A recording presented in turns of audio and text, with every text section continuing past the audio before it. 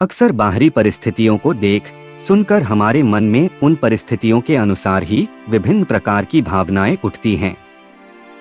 उन्हीं में से एक है क्रोध, जो काफी लोगों के लिए एक बीमारी की तरह बन गया है, क्योंकि ऐसे लोग ना चाहते हुए भी क्रोध कर देते हैं और बाद में पछताना पड़ता है। तो आज हम इसी विनाशकारी मनःस्थिति की तह तक जाने की कोशिश करेंगे और कुछ बुनियादी सवाल जैसे क्रोध क्यों आता है, क्रोध की क्या प्रकृति है, इसे कैसे नियंत्रित कर सकते हैं, तथा सबसे आखिर में क्रोध को नियंत्रित करने का क्या मंत्र है, आदि के जवाब जानेंगे। गुस्सा क्यों आता है? अगर इस प्रश्न का उत्तर एक वाक्य में देना हो तो यही होगा कि आपको क्रोध इसलिए आता है क्योंकि आप क्रोध करते हैं। लेकिन आज हम इस भावना की उत्पत्ति के जड़ तक जाएंगे ताकि जड़ से इसे समाप्त कर सकें। क्रोध का मुख्य वजह है प्रतिकार करना। जब भी कुछ ऐसा हो जाता है जो आपकी उम्मीदों के विपरीत हो तब क्रोध आता है। इसके अलावा आपका पसंद नापसंद के जाल में उलझे रहना क्रोध का मुख्य कारण है। आप अपनी सहूलियत से अपने मन में यह बात भर लेते हैं कि कौन आदमी अच्छा है और कौन आदमी बुरा है। इस प्रकार आप जिन्हें अपनी नापसंद से जोड़ लेते हैं तो उसकी हरकतें आपको क्रोध दिलाने वाली लगती है।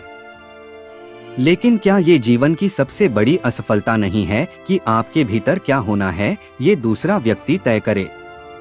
इन सब में क्रोध का ऐसा भी रूप है जिसे लोग नजरअंदाज कर देते हैं, वह है मोह के कारण उत्पन्न क्रोध। इसका शिकार अक्सर या तो बच्चे होते हैं या घर के बड़े बुजुर्ग होते हैं।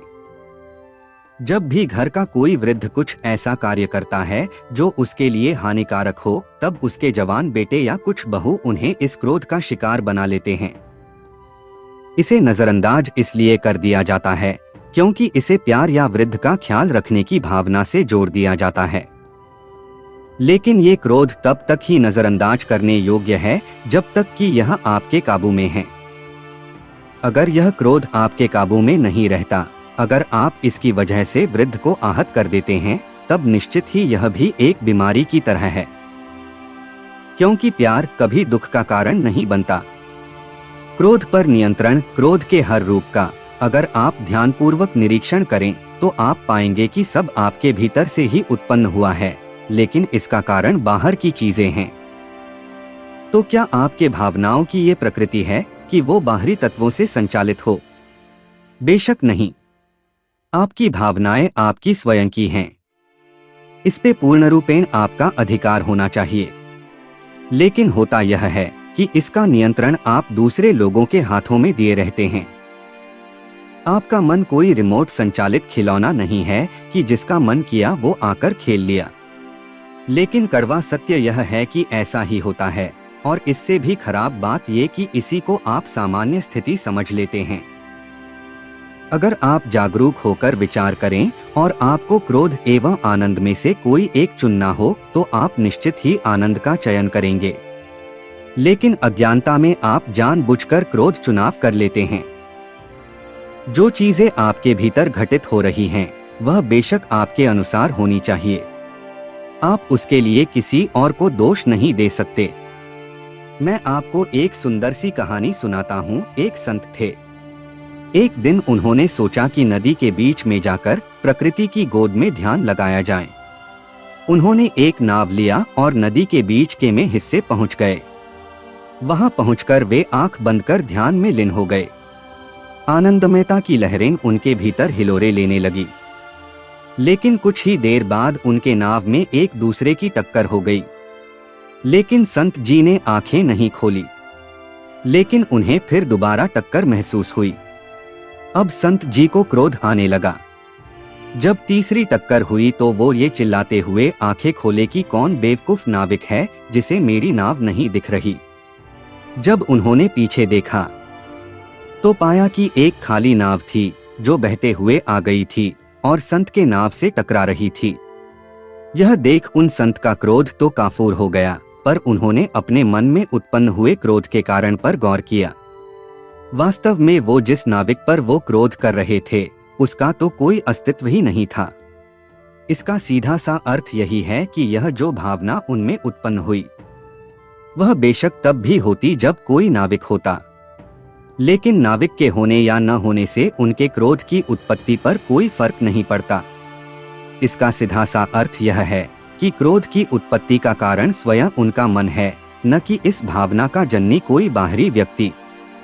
क्रोध मूल रूप से आपके ही दिमाग के द्वारा उत्पन्न किया हुआ जहर है। लेकिन दिमाग तो हर पल खुशी की चाह रखता है, फिर खुद से ही खुद के लिए जहर क्यों उत्पन्न करता है? ऐसे क्रोध को आप कैसे नियंत्रित कर सकते हैं? अगर आप इस इतना भी चैतन्य रह पाए कि आप देख सकें कि क्रोध के पूरे जिम्मेदार आप स्वयं ही हैं, ना कि कोई दूसरा व्यक्ति, तो भी आप क्रोध नहीं करेंगे। टाइम्स क्रोध शांत करने के मंत्र। जब आप अपनी पहचान किसी खास सीमित विचारधारा से जोड़ लेते हैं, तब आप हर चीज को या इंसान को उसी विचारधारा के मद्देनजर सही या गलत ठहराते हैं। इसका एक और दुष्परिणाम यह होता है कि आप भीतर से खुद को सीमित तौर पर भरा होने का एहसास पाते हैं। ऐसे में आपको खालीपन का भय बना रहता है।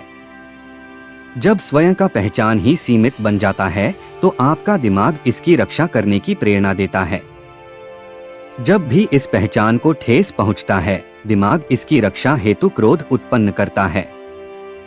यही वजह है कि हमारी संस्कृति में जब बच्चे गुरुकुल में पढ़ने जाते थे, तो सबसे पहले उन्हें अहम ब्रह्मास्मि मंत्र का पाठ पढ़ाया जाता था, जिसका अर्थ है स्वयं का पहचान ब्रह्मांड से जोड़ना। अगर पूर्ण ध्यान से इसको उच्चारित किया जाता है, तो क्रोध शांत करने का यह मंत्र अचूक है। जब स्वयं का पहचान ही असीमित होगा, तो इसमें से कोई कितना भी निकाले, यह कभी खाली नहीं होगा, और कोई कितना भी इसमें भरे, यह सब कुछ स्वयं में समा लेगा। अगर आपका पहचान सब कुछ समा लेने जितना विस्तृत होगा, तो आप कभी भी इंसानों को अच्छे बुरे के तराजू में नहीं तौलेंगे। आप कभी भी पसंद नापसंद जैसी चीज के प्रति कट्टरवादी नहीं बनेंगे। ऐसा होने पर आप कभी भी क्रोध के शिकार नहीं होंगे। हमेशा के लिए अगर क्रोध से छुटकारा पाना है, तो खुद का पहचान असीमित कीजिए तथा अहम ब्रह्मस्मि मंत्र का जाप कीजिए। यह हर चीज या घटना सहजता से स्वीकार करने की शक्ति देगा, और क्रोध हमेशा के लिए आपके भीतर से समाप्त हो जाएगा।